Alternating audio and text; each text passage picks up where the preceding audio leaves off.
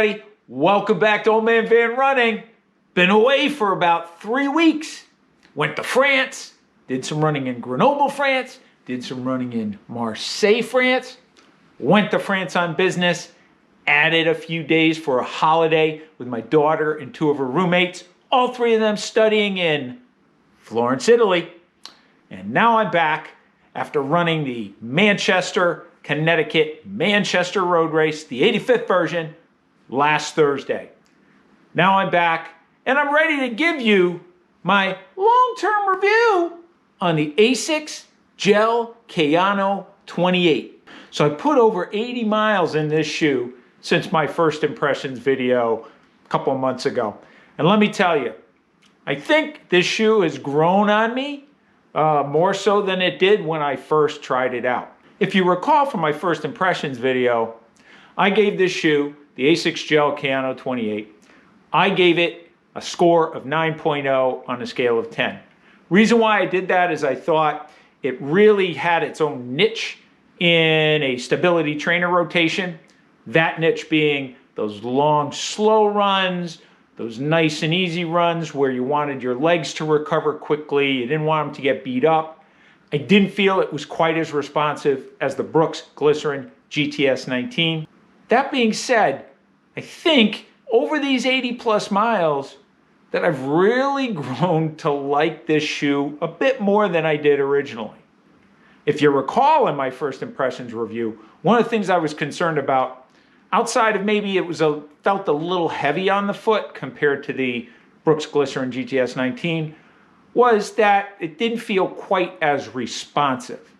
It's pretty flexible in the forefoot, but it didn't seem to have much of a pop or an energy return.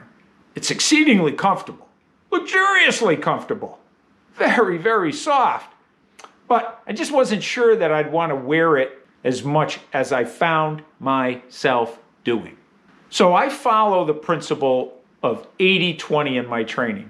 80% of my runs are relatively slow to moderate pace, and 20% of my runs are up-tempo, threshold runs, speed work, hill repeats, races for that matter. So most of my runs, I'm looking for a training shoe that has plenty of cushioning, good support, and really takes care of my legs. I found over the last 80 plus miles that I'm reaching for this shoe more than I thought I would. I've actually been reaching for this shoe more than I have the Brooks Glycerin GTS 19. I still love that shoe. I still think it's a great shoe. But what I'm finding is I tend to pick that shoe out of my rotation, put it on my feet, when I really intend to pick the pace up a little bit more. Whether that's a shorter run or a longer run, but a run where, I'm going, hey, I might kind of kick it up a notch. And that's generally when I pick the Glycerin GTS 19 and put that on my feet for my runs. Now with this shoe, if it's just my normal everyday run where I'm going out at say a zone 1 recovery run pace, or even up to, a base training type pace, a zone 2 for the heart rate I'm focused on here, I'm reaching for this shoe. It's just comfortable. I really like it. And I will say, it does have a little bit more responsiveness than I gave it credit for in my first impressions. So as far as the details, please check out my first impressions video. I lay out all of the numbers regarding this shoe, 10 millimeter heel to toe drop, blah, blah, blah. You could check that out and get all those details. So how do I score this shoe after 80 plus miles? Well, one of the things I really liked about it is durability. I thought this outsole, it was going to last and last. And guess what? I don't think my mind has been changed.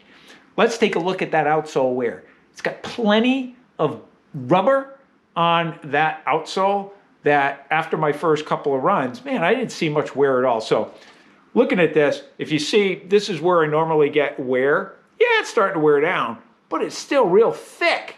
And that's after 80 plus miles. Actually, it's probably closer to 90, maybe even 100 miles. I got to go and add it all up, but it's definitely over 80 miles. So that impression, spot on. This outsole is holding up really well. Very grippy, really like it.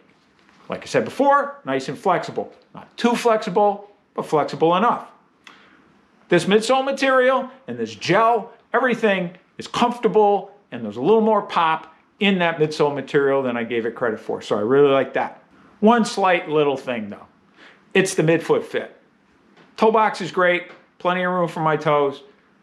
It's not super tight, it's not constrictive around my midfoot, but this upper here, it doesn't cover the midfoot as well, and I'm not able, to get it cinched around as much. So it's a little bit snugger around the midfoot than I would generally like. Like I said, it's not uncomfortable. There's no issues getting it locked down or getting it tied down or having it feel too tight where it's cutting off the circulation. But it's just not as roomy in the midfoot as the Brooks shoes are, or some of the other shoes I've tried on or I've reviewed, such as the Hoka Rahi 5 or the Saucony Guide 14. So still a good shoe, just, hey, a little bit more room in the midfoot would be better. So today I'm going to upgrade the score on the ASICS Gel-Kayano 28 from a 9.0 in my first impressions review to a 9.25. I think this shoe is the perfect long run shoe. I think this shoe is the perfect recovery day shoe. I think this shoe is the shoe that, man, when you put it on, you just feel comfortable. It still has that luxurious feel after 80 plus miles. And it still is a shoe that, man, when I just want to take care of those calves and take care of those quads, that I am reaching for. So great job, ASICS. Great job with the durability on the outsole. Great job with the cushioning. Great job, great job, great job, except this midfoot fit. That's the only little niggle I can find on this shoe. So thanks for watching this video. If you liked it, down below, hit the thumbs up. That's a good thing. And if you didn't like it, perfectly okay if you hit the thumbs down.